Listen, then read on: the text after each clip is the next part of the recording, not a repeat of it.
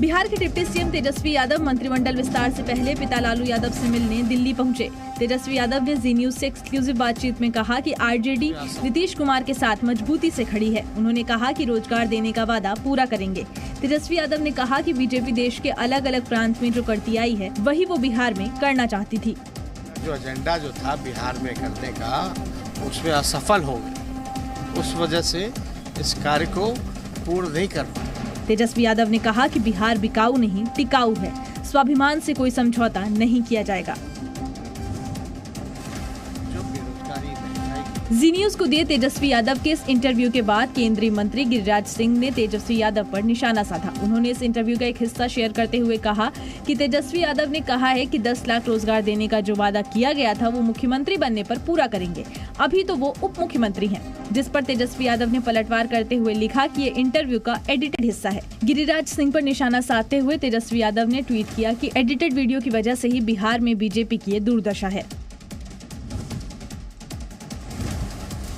जम्मू कश्मीर एक बार फिर target killing की वजह से दहल उठा है। एक बार फिर जम्मू कश्मीर में प्रवासी मजदूर को निशाना बनाया गया। जम्मू कश्मीर के बांदीपोरा में अजस के सादुनारा इलाके में अज्ञात बंदूकधारियों ने बिहार के मजदूर की गोली मारकर हत्या कर दी। अधिकारियों ने कहा कि संदिग्ध आतंकियों ने मजदूर पर गोलियां चलाई। मृतक मजदूर का नाम मोहम्मद अमरेज बताया जा रहा है और वो बिहार का रहने वाला था। पुलिस के मुताबिक अमरेज को नजदीक से गोली मारी गई थी। इससे पहले 4 अगस्त को जम्मू कश्मीर के पुलवामा में एक मजदूर पर ग्रेनेड से हमला किया गया था, जिसमें उसकी मौत हो गई थी। गुरुवार को यूपी के बांदा जिले में राखी का त्योहार उस समय मातम में बदल गया जब लोगों से भरी नाव यमुना की तेज धार में पलट गई। बताया जा रहा है कि नाव में क्षमता से अधिक लोग सवार थे और बीच धारा में पहुंचने के बाद नाव का संतुलन बिगड़ गया। हादसे में अब तक 4 लोगों के शव बरामद कर लिए गए हैं, जिनमें 2 महिलाएं और एक बच्चा भी शामिल है। 15 लोग तैरकर बाहर निकल आए। सीएम योगी आदित्यनाथ ने हादसे पर दुख जताया है। मुख्यमंत्री ने जिलाधिकारी, डीआईजी, एनडीआरएफ और एसडीआरएफ की टीम को तत्काल मौके पर जाने के निर्देश दिए। फिलहाल राहत अभियान जारी है और लापता लोगों की तलाश की जा रही है। मुंबई आतंकी हमले का मास्टरमाइंड हाफिज सईद पाकिस्तान में रहकर भारत के खिलाफ सिर्फ आतंकी साजिश ही नहीं रचता, बल्कि भारत में आतंकी ठिकाना बनाने के लिए प्रॉपर्टी भी खरीदता है। जी मीडिया की पड़ताल में बहुत बड़ा खुलासा हुआ है। खुलासा ये कि दिल्ली में हाफिज सईद की दुकान है, लेकिन बड़ी बात यह है कि अब हाफिज की दिल्ली वाली दुकान पर ईडी का ताला लग गया है। यानी दिल्ली और गुरुग्राम में हाफिज सईद की कई प्रॉपर्टीज को ईडी ने जब्त कर लिया है। ईडी ने आतंकी हाफिज सईद की 25 संपत्तियां जब्त की हैं। हाफिज सईद ने दिल्ली में प्रॉपर्टी किसी और शख्स के नाम पर खरीदी थी। जी न्यूज को मिले एक्सक्लूसिव कागजातों के मुताबिक फरवरी 2022 तक ईडी ने टेरर और नक्सल फंडिंग के कई आरोपियों के खिलाफ सख्त कार्रवाई की है।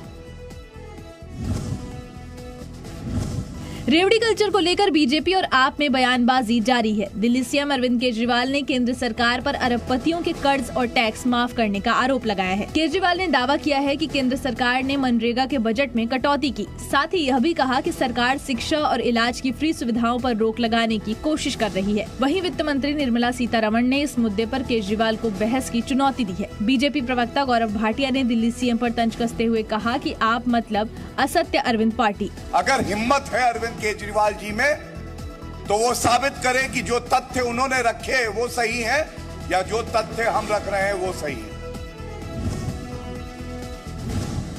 मशहूर कॉमेडियन राजू श्रीवास्तव दिल का दौरा पड़ने के बाद से अब तक होश में नहीं आए हैं और बताया जा रहा है कि कार्डियक अरेस्ट के दौरान ब्रेन डैमेज भी हुआ है। दिल्ली एम्स के कार्डियक सेंटर में उन्हें वेंटिलेटर पर रखा गया है। सीने में दर्द होने और जिम में कसरत के दौरान गिर जाने के बाद राजू श्रीवास्तव को बुधवार के दिन एम्स में भर्ती कराया गया था, जहां उनकी एंजियोप्लास्टी हुई है। ऑन स्क्रीन और ऑफ स्क्रीन सबको हंसाने वाले राजू फिलहाल जिंदगी और मौत से लड़ रहे हैं।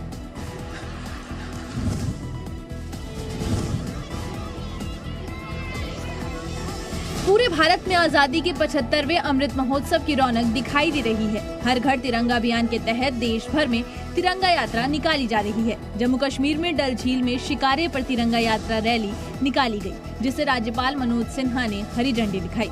दिल्ली के मयूर विहार में सीआरपीएफ जवानों ने भी तिरंगा यात्रा का आयोजन किया, जिसमें सीआरपीएफ के जवानों ने बढ़ चढ़कर हिस्सा लिया। गुजरात के राजकोट में मुख्यमंत्री भूपेंद्र पटेल आजादी के अमृत महोत्सव के कार्यक्रम में शामिल हुए, जिसमें बड़ी संख्या में लोगों ने मिलकर तिरंगा यात्रा निकाली। जश्न आजादी के मौके पर यूपी के कानपुर में पुलिस ने हाफ मैराथन कार्यक्रम का आयोजन किया।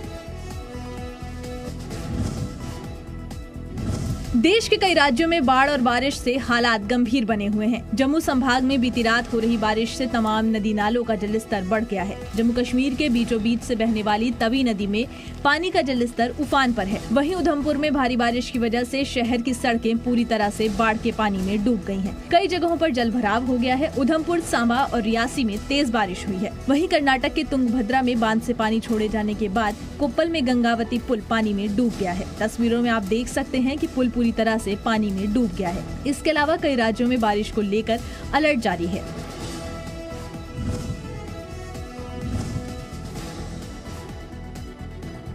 श्रीनगर के दशनामी अखाड़ा से शुरू हुई पवित्र छड़ी मुबारक श्रावण पूर्णिमा के दिन गुरुवार को पवित्र अमरनाथ गुफा पहुंच गई। पूजा अर्चना के बाद वार्षिक अमरनाथ यात्रा संपन्न हो गई। वार्षिक यात्रा में 3 लाख से अधिक श्रद्धालुओं ने पवित्र हिम शिवलिंग के दर्शन किए। श्रावण पूर्णिमा और रक्षाबंधन के दिन शेषनाग में रात्रि विश्राम करने के बाद गुरुवार सुबह पवित्र छड़ी मुबारक पंचतरणी के लिए रवाना हुई।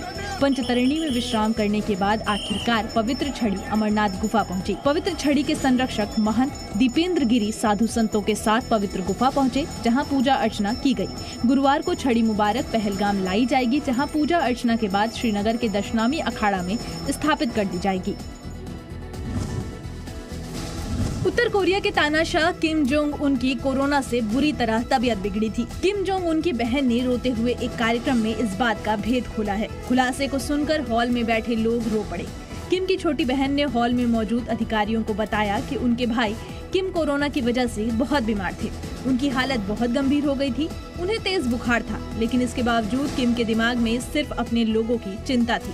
किम की बहन की माने तो उत्तर कोरिया में कोरोना वायरस दक्षिण कोरिया द्वारा गुब्बारों में वायरस भरकर भेजे गए पैम्फलेट यानी पर्चों से फैला है। किम की बहन ने दक्षिण कोरिया के अधिकारियों को मिटाने की धमकी भी दे डाली। इस दौरान किम जोंग उन भी इसी हॉल में अपनी कुर्सी पर विराजमान थे।